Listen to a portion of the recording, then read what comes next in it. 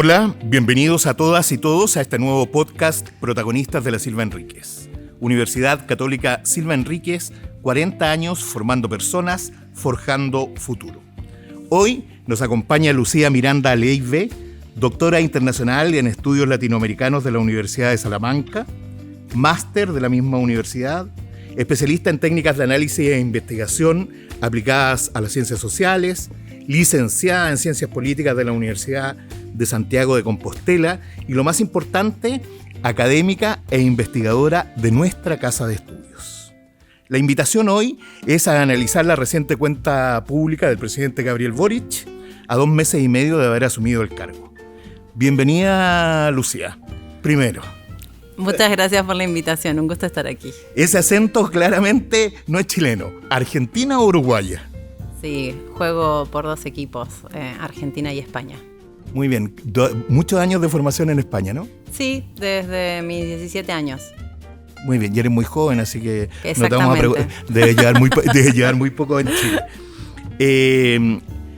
Partamos por lo general. A nivel internacional o mundial, ¿crees tú que el gobierno de Boric y el actual proceso político que está viviendo Chile está siendo analizado y visto con algún nivel de preocupación más allá de nuestras fronteras? Claramente hay una intención de posicionarse a nivel internacional y no de una forma ligera, sino estratégica. Desde las relaciones internacionales o el abordaje turquesa hasta los liderazgos en el mundo a los que ha hecho referencia recientemente demuestran que sí, hay una proyección, hay una intención en principio de hacer una alianza con todos los estados, no solo en América Latina, sino en el mundo, que tengan una estrategia o una aproximación social. Lo dice cuando reivindica a Trudeau, lo dice cuando reivindica a Jacinta Ardern, lo dice también cuando reivindica a Fernández al otro lado de la cordillera. Así que sí hay una clara intención de posicionarse desde una política de fuerte predominio de un Estado garantista de derechos y a su vez de corte medioambientalista, es decir, contemplando o dejando atrás una lógica de abuso de la tierra. Y feminista también. Totalmente feminista, sí. Ahora, eso es como la intencionalidad vista desde aquí, digamos. Pero desde afuera también el proceso chileno pareciera interesante de estudiar. Sí, no olvidemos recientemente la publicación en donde salió el presidente Boric como una de las figuras más influyentes y estamos hablando a nivel mundial, lo reconoció un periódico de corte con una importancia a nivel mundial clave, y eso demuestra que los ojos están puestos. Yo creo que hubo un hecho estratégico que tuvo que ver cuando se estaba por dar la segunda vuelta y en Europa empezaron a temer que esta ola de extrema derecha que se había dado con Bolsonaro llegara a posicionarse en América Latina, y no sé si se fijaron, pero el Parlamento Europeo fue una de las pocas veces que tuvo un pronunciamiento para decir: apoyamos esta elección, apoyamos a Boric, apoyamos este modelo, esta corriente, porque claramente hay una amenaza en el mundo contemporáneo a partir del avance de la extrema derecha, de un peligro a la democracia. Sabemos que la democracia hay que protegerla. El peligro a la democracia, para no entenderte mal, no solo viene desde el tema del autoritarismo de la derecha, sino también desde el populismo de izquierda. Esos son los polos en que nos estamos moviendo. Ambos son peligrosos, uno es más o menos peligroso. En general, las estrategias extremas, de extrema derecha y de extrema izquierda, suelen ir acompañadas de liderazgos populistas. En América Latina hemos tenido una ingente producción de populismos de toda posición ideológica, desde izquierda hasta la derecha, más conservadoras, menos conservadoras, más autoritarias, menos autoritarias o más sociales. Y en ese sentido, efectivamente, hay un peligro, y la democracia peligra o puede peligrar siempre que las instituciones se pongan en riesgo. En ese sentido, Claramente aspectos del discurso de Boric van muy en la línea de llamar a la atención de que la política no se desconecte de la ciudadanía, porque si se desconecta de la ciudadanía, las instituciones son las que sufren. También la importancia de que exista un Estado de Derecho presente, porque también cuando el Estado desaparece o deja de estar presente, avanza el crimen organizado y el narcotráfico. Es decir, la democracia puede peligrar por una multiplicidad de factores, como tú bien dices, dentro de los extremos ideológicos, la izquierda y la derecha son nocivos, porque hay que reconocer que se sostiene la democracia, el equilibrio se sostiene a partir de lograr consensos, y el consenso siempre está más en el centro. Te pregunto esto del reconocimiento internacional como foco de estudio, porque la izquierda chilena siempre ha tenido algún tipo de vanidad desde el proceso, yo te diría, muy marcado con el tema de Allende, como su internacionalización, la vía chilena al socialismo, etcétera. Después en alguna medida con Bachelet, nos veían de todo el mundo porque ella reencarnaba lo que era la reconciliación en todos sus aspectos, con un padre militar, ella siendo militante de izquierda. En algún minuto antes también un poco con Lagos, como el gran estadista desafiante. Entonces uno de repente no sabe si es que nosotros creemos que nos están viendo o definitivamente de verdad somos un foco de estudio. Por eso lo pregunto. Sí, no sé si puedo hablar por el mundo en general, pero sí a partir de lo que reviso en periódicos internacionales, claramente está la atención puesta en Chile. Y la atención está puesta en Chile, como tú bien señalabas, desde hace tiempo. Creo que quizás hubo ahí al contrario, ¿no? Tú dices, como si fuera como un acto de vanidad el que se considere a este país, ¿no? Que está tan al sur y tan cerca del mar. Y tan pequeño. Y tan pequeño. Pero Chile tiene todas las herramientas y ha demostrado que es un actor político regional y también internacional. No hay que olvidar que es parte de la OCDE. Esto significa una serie de responsabilidades, además de reconocimiento. Es decir, reconocimiento porque para poder llegar a ser parte de la OCDE hay que cumplir con una serie de requisitos, pero eso también implica que hay que, para validarse y para poder continuar, hay que cumplir con ciertos estándares, ¿no? Entonces, quizás en ese sentido, dependiendo de la política o la administración que haya estado, se avanzó en una o se retrasó en otra. Ahora tenemos un problema en términos de género, hay un gap en términos de ingresos entre hombres y mujeres, etcétera. El COVID también dejó un montón de secuelas que sería ideal que se solucionaran en este espacio, pero eso demuestra que Chile ha logrado posicionarse, es una figura clave dentro de América Latina. También el hecho de que el presidente haya dicho identificarse profundamente latinoamericanista, pareciera que fuera un acto revolucionario cuando es de... Reconocer el vecindario. Exactamente, es el lugar en el que está, desde el que te sitúas y desde el que tienes una capacidad de acción también inmensa. O sea, entonces creo que la mala interpretación es haber pensado que no se les tenía en la mira. Siempre se les tuvo en la mira, siempre Chile ha estado presente, ha sido figura en momentos clave y ahora lo está haciendo especialmente. Entremos en materia. El objetivo de esta conversación era hablar sobre la primera cuenta pública. Primero, un hecho raro, me imagino para cualquier analista, de que el presidente tenga que hacerlo solo a 10 semanas de haber asumido. Entonces, la verdad es que más que una cuenta se llama como, no sé, debiera ser como el detalle del programa cercano, digamos.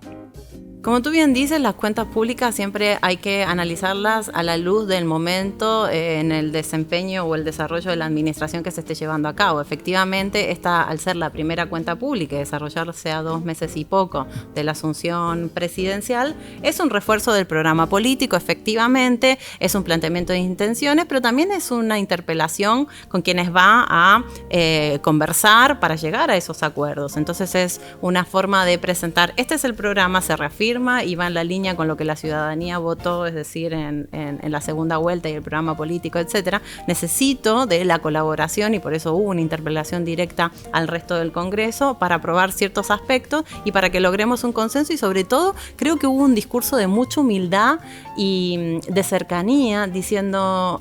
Partimos de la base de que es probable que pensemos distinto respecto de muchos aspectos, pero tenemos que poder llegar a un acuerdo porque han pasado muchas cosas.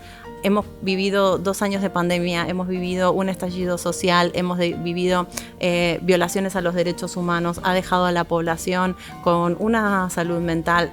Eso no solamente en Chile, sí, en el mundo, pero nos ha dejado en un nivel de estrés y quizás también de reactividad en el día a día entre personas que convivimos en este país, y hace falta mirar hacia adelante desde... ¿Pero te parece que un discurso lo evaluarías tú desde la honestidad personal del presidente o desde el juego político? No recuerdo ninguna cuenta en que no se haya hecho... de los últimos presidentes de las últimas décadas, en general todos, con matices obviamente, pero todos reconocen a sus antecesores, todos piden ayuda de la oposición y de la coalición. ¿Hay un grado más de honestidad, de sinceridad? ¿Cómo se logra ver eso? Todas las cuentas públicas, como tú bien dices, se posicionan a lo largo de la historia, recalcan lo que han hecho otras administraciones, recalcan también lo que están retomando, todas llaman a la unidad. Porque no se puede sacar una cuenta pública si no hay una unidad, un acuerdo, un consenso respecto de este fin común hacia el cual ir. La honestidad de Boric creo que es innegable, y creo que la dudamos porque venimos de 4 años de una administración como la de Piñera, donde la desconexión y la incapacidad para comunicarse desde una cercanía o una sinceridad era abismal. Y por eso hay una cierta desconfianza, pero desde la comunicación política, quienes hacen análisis de discurso, quienes hacen análisis de la gestualidad, coinciden en que no se puede negar la sinceridad de Boric a la hora de hablar, desde cómo muestra gestos cuando se refiere a aspectos de la sociedad que le molesta, hasta cómo muestra convicción, etcétera. Y además no hace falta juzgarlo simplemente por la palabra. Analicemos en el centro de pensamiento donde yo era parte previamente, en Flaxo, tenemos una producción donde entrevistamos a todos los líderes y lideresas del 2011, entre ellos Boric. Están Jackson, están Vallejo, están todos y todas. Y hay una completa coherencia en la línea de pensamiento y también en cómo han legislado, cómo han votado, cómo se han organizado políticamente. Creo que no hay duda. Creo que también que un movimiento que solo en 10 años de pasar de dirigente, ¿cómo se llama?, universitario, a llegar al poder también es una cosa muy extraña, muy poco habitual. Yo creo que nos olvidamos o hemos invisibilizado cómo, por ejemplo, ser parte de la Confech ha posicionado liderazgos políticos en la historia de Chile desde siempre. Goich es una de ellas, por ejemplo. Pasar por la Confech en la historia de Chile desde antes del golpe de Estado siempre fue clave para posicionar liderazgos. Lo que creo es que sí, el 2011 fue revolucionario. De avanzada. Todas las propuestas que se vinieron en el 2011 ya si se hubiera escuchado todo lo que pasaba en el 2011, probablemente no hubiera habido un estallido social. Es muy increíble esto del tema de los liderazgos, porque si pensamos que en 4 años más el presidente y varios de sus ministros y ministras van a tener recién cumplidos 40 años. Eso significa que van a ser actores relevantes de la política nacional por varias décadas. Yo lo destacaría al revés. Destacaría el hecho de que son jóvenes que están en el poder. Y eso es también completamente innovador. Y también pensemos en cómo estamos esperando, o sea, ¿por qué estamos esperando que lleguen a cumplir 40 años y que eso signifique que sean unos actores relevantes? Están siendo ahora, son millennials, demuestran capacidad. Quitémonos de la cabeza los sesgos que tenemos respecto de quienes tienen capacidad para ejercer el poder o quienes tienen capacidad para gestionar la realidad. Están ahí con una validez que la respalda la cantidad de votos que recibieron, la mayor de la historia después del retorno de la democracia. Efectivamente van a tener que ir demostrando cómo cumplen lo que en esta primera cuenta pública se enunció, pero ya está mostrando toda la capacidad para hacerlo. ¿A quién le habló el presidente? Es como la disputa en todos los medios, y da la impresión de que tuvo bastante sabiduría para hablarles a varios de sus públicos. Sí, creo que habló, sutilmente a la campaña del apruebo. Cuando comienza su discurso hay una referencia directa a la puesta en marcha de una serie de políticas públicas que responden a un modelo de Estado garantista. Y eso lo primero que nos hace pensar es qué es lo que dice el preámbulo del borrador de la Constitución por votarse ahora. Que Chile se declara como un Estado social, democrático y de derechos, en la línea de modelos de estados europeos, como por ejemplo el español. Entonces, en principio hay un gran guiño a la campaña del apruebo de forma sutil, cosa que considero que es injusto, aunque entiendo por qué lo está desarrollando. Aquí hay que tener sinceridad.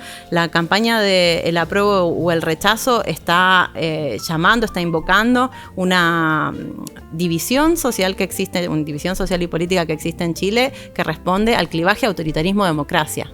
Y ese clivaje se reactivó en el último tiempo. La campaña del apruebo y rechazo llama a eso y, por tanto, apostar por el apruebo es apostar por la democracia. Y eso creo que toda la élite política, de manera transversal, tiene que empezar a hacer conciencia y reivindicar eso y dejar de caer en detalles superfluos respecto de cómo está, si le falta pulir o no a este borrador. Es la primera constitución aprobada en democracia con una convención completamente paritaria, daría el proceso, daría fin a la transición democrática, cumpliría el proceso de transición democrática en Chile. Es un paso necesario a ser dado.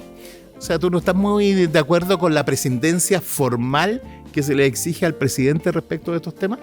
No estoy de acuerdo. De hecho, creo que el Congreso tiene que jugar un papel claro en alentar talleres de concientización respecto de artículo por artículo, cuál es el espíritu de la convención que hubo detrás a la hora de elaborarlo. Es un compromiso cívico-democrático. Ese paso hay que darlo en conjunto como sociedad. Porque, ¿y lo ves posible? Sí, yo creo que la sociedad chilena está madura, simplemente que hay un par de personas dentro de la élite política que se resisten y tienen como una pataleta y prefieren decir no porque no, como hemos visto, a entender que ya no hay vuelta atrás. ¿Es solo político o es también generacional? Me refiero a hay gente que no tiene muy claras opiniones políticas, pero viéndolo yo, por ejemplo, con la madurez de los años, por no decir de viejo, claro, hay probablemente cada vez menos, pero efectivamente un temor, se ridiculizaron de que ahora, ¿cómo se llama? Se pusieron pantalones largos, nos han ido demostrando poco a poco este cuento, pero sin embargo hay un cierto nivel de temor que persiste si serán o no capaces.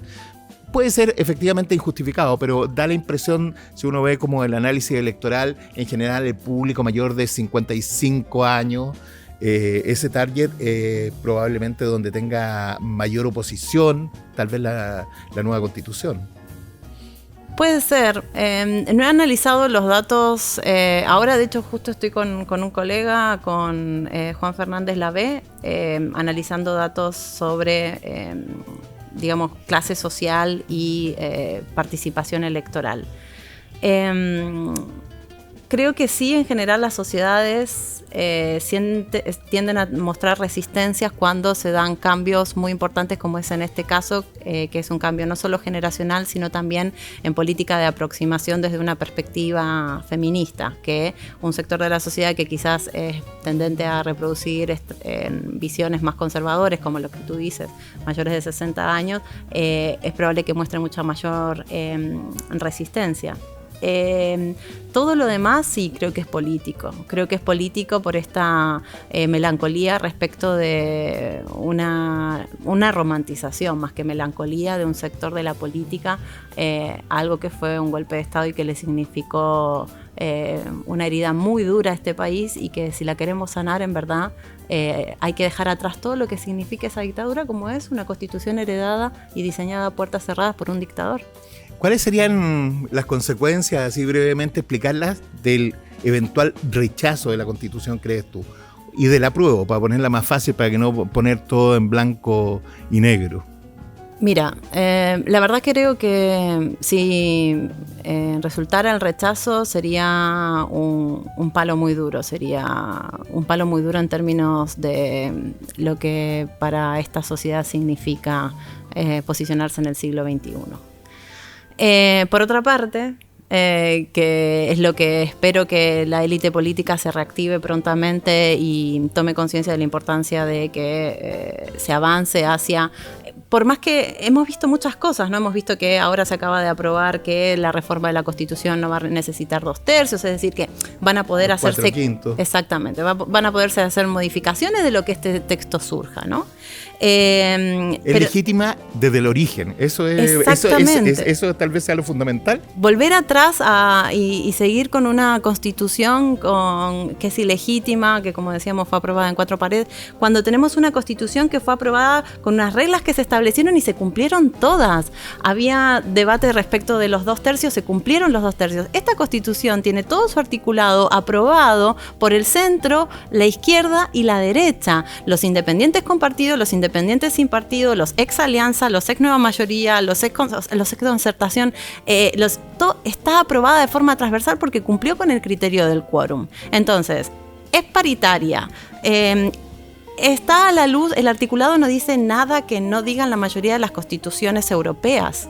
Entonces que ahora vengan a decir no, pero igual no me gusta, no cumple, me parece que es una irresponsabilidad. Hay un año donde se le pagó sueldo a esta gente que fue electa democráticamente para que cumpliera con una tarea. Unos lo habrán cumplido mejor, otros lo habrán cumplido peor, pero el producto está y es momento de apostar por ese producto. El trabajo ya fue hecho.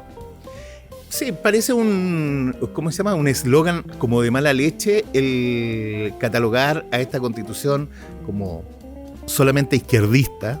Y lo segundo es, ¿tú ves dos derechas claramente en esto? ¿Y cómo esa eventual derecha más democrática, con más sentido como de futuro, ha colaborado en la redacción de esta Constitución? Totalmente. La derecha tanto la derecha como la izquierda son necesarias en la distribución de poder en una democracia porque tienen que poder estar reflejadas todas las posiciones. El quiebre de la derecha es mucho anterior a esta elección última que hubo. RN y Evópoli venían teniendo una fractura interna hacía mucho tiempo.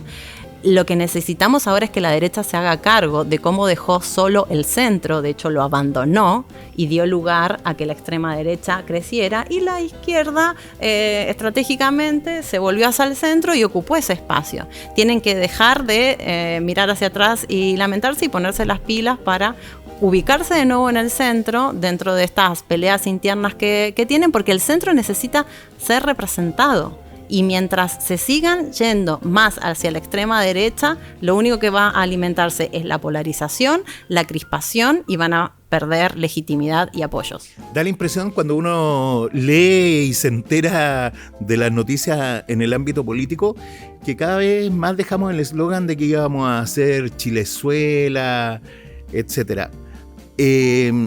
¿Hacia dónde se encamina Chile? ¿Hacia qué país como referente? Me acuerdo que se encabeza o Boric apunta hacia allá. Sí, totalmente. Aparte, bueno, independientemente, no voy a entrar en los detalles, pero porque nos extenderíamos mucho para explicar por qué es imposible, ni siquiera con este borrador, ni con cómo se dio el proceso, que Chile se pueda acercar a ningún modelo de los que tenemos miedo. Y hace poco o hace un par de meses me acuerdo que alguien decía un Chile guay, ¿no? Haciendo referencia a Uruguay y un país que es un ejemplo. Lo único que le falta a Chile es incorporar el voto obligatorio. Eso sí es lo que necesita, porque con estos niveles de participación electoral, con este voto voluntario, va a ser muy... ¿Tú eres defensora? Totalmente defensora. ¿Del voto totalmente obligatorio? Totalmente defensora. ¿Por qué? Porque el voto voluntario camufla una visión elitista de la participación política. A lo largo del tiempo, cuando lo vemos, Cuando la participación electoral se deja a la voluntad, solamente terminan participando las personas de los estratos económicos más altos. Se deja a la voluntad y a la ignorancia, porque Exactamente. Reconozcamos que hay como dentro del currículum escolar un abandono total desde el inicio de la dictadura de la educación cívica, de la participación en los propios centros de alumnos, tema que se extendió 35 años y que obviamente que todavía quedan secuelas. Exactamente. Soy una completa defensora del voto obligatorio y un voto obligatorio que a su vez requiere que toda la institucionalidad estatal se ponga a disposición de la democracia para que, como tú bien dices, exista educación cívica, pero a su vez exista información, existan mecanismos para que todas las personas puedan ir a votar el día de las elecciones. Recordemos el problema que hubo en las últimas elecciones para que la gente pueda acceder a sus lugares de votación. A sus lugares de votación, porque no había transporte público. Entiendo que ahora está solucionado, debiera ser como el plan piloto de solución, porque te debieran haber georreferenciado. Sí, exactamente. Entonces debieras ir a tu lugar más cercano. Pero estamos en América Latina y dices tú, y esas cosas no siempre funcionan. O sea, tienes países vecinos que tienen voto obligatorio y el voto obligatorio, entre ellos Argentina, entre ellos Uruguay, genera un nivel de participación sobre el 80%. Eso es necesario. También para que tenga legitimidad las administraciones. ¿Cuál crees tú que de los sectores opositores al tema de la nueva Constitución, dónde crees tú que centran sus 3 críticas más fundamentales? En la fake news. Porque por lo que hemos visto desde los últimos videos que ha salido Cubillos hasta la representante de Libertad y Desarrollo, se ha basado en mentiras para atacar una nueva constitución que lo único que hace es garantizar derechos y mantener las libertades que existían antes. Sí, te hablan de que supuestamente en el discurso... Nos falta Senado, tenemos... Pero hay una distribución de poder. Tenemos muchas menos restricciones, no sé, como el tema de las armas, no tenemos seguridad pública, da la impresión de que por ahí van las principales críticas y de que la Constitución no se hace cargo, culpando a la Constitución de aquello que en general son las leyes posteriores las que deben ordenarlo, ¿no te parece? Exactamente, por eso te digo que en lo que se están basando es una campaña del terror basada en falsedades o en verdades parciales o en frases tergiversadas, como esto de que libertad de enseñanza se va a ver constreñida, cuando es mentira, que no existe un equilibrio de poder, cuando al contrario existe mucho más equilibrio de poder. De hecho, se están incluyendo actores que fueron históricamente excluidos en el debate y en la toma de decisiones en Chile, como es a nivel de regiones y a nivel de pueblos originarios. Entonces, la estrategia es de miedo a partir de imponer mentiras. ¿Tú eres optimista respecto a que se va a lograr aprobar la Constitución? Sí, soy optimista. No quiero jugar con un margen, puede que sea más o menos ajustado, pero tengo una profunda confianza en la ciudadanía chilena. He visto los últimos años, como hablábamos antes, llevo aquí más de 12 años, he visto cómo ha evolucionado. Llegué aquí un poquito antes de que empezara el estallido o el movimiento estudiantil y vi cómo evolucionó en términos discursivos a nivel de medios de comunicación, vi cómo evolucionaron las perspectivas de sectores que en un principio eran más conservadores y que después se dieron cuenta de que era un paso necesario que había que dar. Creo que Chile ya está preparada para dar ese paso y posicionarse a la altura de lo que siempre fue. Finalmente, una Constitución es siempre una expresión de poder de un grupo, de varios grupos, de acuerdo a las circunstancias históricas, ¿o no? Y uno desde esa perspectiva no debiera tenerle miedo, ¿no? Más, exactamente, y más como fue el proceso constituyente en Chile. Se hizo un plebiscito de entrada, se eligieron democráticamente a quienes lo conformaron. No viene nadie de la política, no se pueden candidatear a la política hasta pasados 4 años. Paritaria, la primera convención constituyente paritaria en el mundo. Los ejemplos anteriores que tenemos no llegaban a tener un 35% de mujeres. Me gustaría detenerme en ese punto. De pronto, desde una visión lejana, hay muchos que no logramos o no lograríamos entender por qué es relevante que haya paridad de género. ¿Por qué es relevante que haya paridad de género? Imagínate que tú estás acostumbrado a que las decisiones se tomen sin escucharte, a que las decisiones se tomen sin pensar que puedes participar en el proceso de diálogo. Solamente por eso, solamente porque las mujeres representamos el 50% de una sociedad y tuvimos la vergüenza de poder considerar democracias países donde las mujeres no podían votar, donde las mujeres hoy día no pueden votar. Entonces, significando el 50% de la población y que tradicionalmente las decisiones se hayan tomado sin nosotras, y no solamente eso, sino que se haya estigmatizado que no corresponde que estemos en el proceso de toma de decisiones cuando somos clave, igual que el otro 50%, tanto en el desarrollo económico, político y social de un país. Es una cuestión de justicia. Tú no puedes llevar a cabo un diseño institucional, una toma de medidas, un diseño de políticas públicas, omitiendo personas que no solamente van a estar en el proceso de implementación, sino que le van a afectar los resultados y que hasta pueden jugar un rol pivotante en cómo ese desempeño se dé. Es una cuestión de justicia. Creo que la mejor forma de terminar este programa y hacer una reflexión profunda, pues uno siempre probablemente muchos nos quedamos solo en la cáscara y no en el contenido, digamos. Bueno, Lucía Miranda Leive, muchas gracias por esta ilustradora y entretenida conversación. Gracias a ti por la invitación, la pasé súper. Universidad Católica Silva Enríquez, 40 años formando personas, forjando futuro.